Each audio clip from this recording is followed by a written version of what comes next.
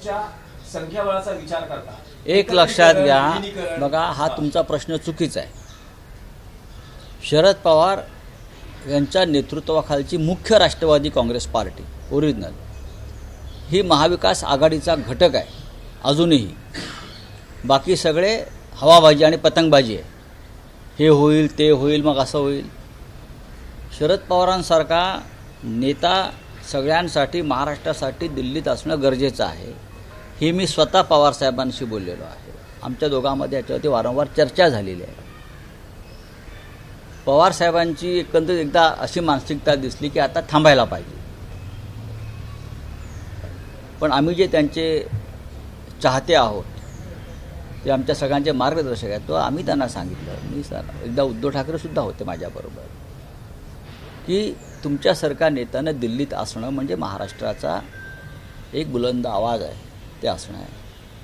शरद पवारांनी ज्या दिवशी ते ठरवतील की मला निवडणूक पुन्हा लढायची आहे, महाविकास आघाडीकडे तेवढी ताकद आहे की पवारसाहेबांसारख्या नेत्याला निवडून आणण्याची. आमच्याकडे तेवढी मतं जरूर आहेत. त्याच्यामुळे पवारसाहेबांसारख्या नेत्याला कोणापुढे हात पसरायची गरज नाही. महाराष्ट्राचा स्वाभिमान अभिमान या अनेक गोष्टी त्यांच्या भोवती आहेत बाळासाहेबांच्या बरोबरीने. त्याच्यामुळे शरद पवार साहेब जर निवडणुकीला उभे राहणार असतील, त्यांनी राहावं अशी आमची अपेक्षा आहे, इच्छा आहे सगळ्यांची. तर आमच्याकडे महाविकास आघाडीकडे म्हणून जे आहे तेवढी मतांपेक्षा जास्त कोटा आमच्याकडे आहे. आता देवेंद्र फडणवीसजी किंवा इतर काही लोक त्यांनी कितीही त्याच्यामध्ये अपशकुन करण्याचा प्रयत्न केला, विशेषतः दिल्लीतून, तरी तो यशस्वी होणार नाही.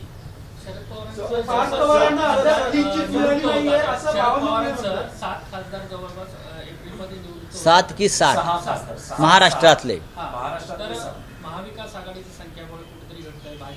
नाही, असं आहे की संख्याबळ तर घटला, एक खासदार निवडून जाईल आमचा. शरद पवार असतील तर तुम्हाला वाटतं की जी शक्यता म्हटली जाते ही निवडणूकच बिनविरोध होईल, कारण जो राजकीय अनुभव आहे हे सरकारने ठरवावं, हे सरकारने ठरवावं ना.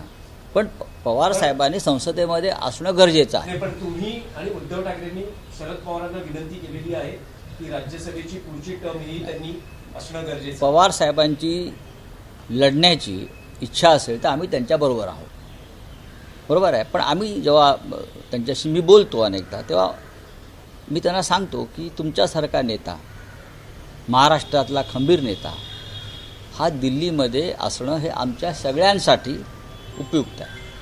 चला, स्पष्ट केलं की पार्थ पवारांना अध्यक्षांची टीडीएमसी नंतर नाशिकमध्ये देखील मनसेने शिंदे सेनेला पाठिंबा दिलेला आहे आणि मुंबईमध्ये देखील त्यांचं असं मत आहे की एक स्वीकृत नगरसेवक आम्हाला आम्ही तुम्हाला पाठिंबा देतो.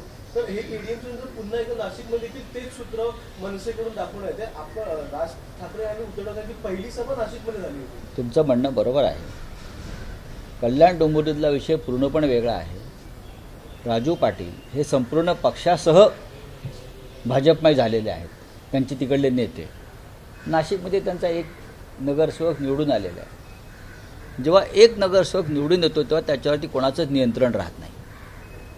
एक आता मुंबईमध्ये शरद पवार पक्षांचा एक नगरसेवक निवडून आला, तो शिंदे गटाबरोबर गेला माझ्या माहितीप्रमाणे, असं दिसतंय मला. कुठेतरी गेला इकडे तिकडे तो. आता नाशिकमध्ये अजून माझ्याकडे काय माहिती नाही त्या संदर्भात. अजून आमच्या का राजसाहेबांशी याच्यावर चर्चा झालेली नाही, कारण मी कालच इथे आलेलो आहे. आता बघू, बोलू. पवार पेडीएमसीतला निर्णय घेताना राज ठाकरे असं म्हणाले होते की राजकीय लवचिकता ही राजकारणात काही प्रसंगी घ्यावी लागते. केडीएमसी नंतर तशीच राजकीय लवचिकता त्यांनी कल्याणमध्ये नाशिकमध्ये घेतली आहे. शक्यता आहे की कदाचित मुंबईमध्ये तशी राजकीय लवचिकता बघायला मिळू शकते. कारण काय आहे की सत्ता महत्वाची असते, महापालिकेतलं पद महत्वाचं असतं. एक स्वीकृत नगरसेवक द्या. मी कारण नाशिकमध्ये त्यांना स्थायी समिती, सुधार समिती, अनेक समित्यांमध्ये एका नगरसेवकाला मिळणार आहेत. आश्वासन हे मी आताच ऐकतो आहे. स्थायी समितीचं एक नगरसेवकाला स्थायी समिती, अमुक समिती, नशीब महापौर करणार नाही सांगितलं. काय तुम्ही प्रश्न विचारता? तुम्ही माननीय राज ठाकरे यांना फार कमी ओळखता बरं का. या सगळ्या गोष्टीला राज ठाकरे यांची मान्यता असेल याच्याविषयी माझ्या मनात साशंकता आहे. तुम्ही माननीय बाळासाहेब ठाकरेंच्या जन्मशताब्दी वर्षाचा जो सोहळा झाला षण्मुखानंद हॉलला, तेव्हा महाराष्ट्र नवनिर्माण सेनेच्या प्रमुखांनी जे भाषण केलं त्याच्यामध्ये त्यांचं एक स्टेटमेंट फार महत्त्वाचं होतं. कल्याण डोंबिवलीत जे झालेलं आहे ते अत्यंत किळसवाण आहे. त्यांचा शब्द आहे ना, ते अत्यंत किळसवाण आहे बोललेत ते. त्याच्यामुळे याच्यामध्ये त्यांच्या भूमिका स्पष्ट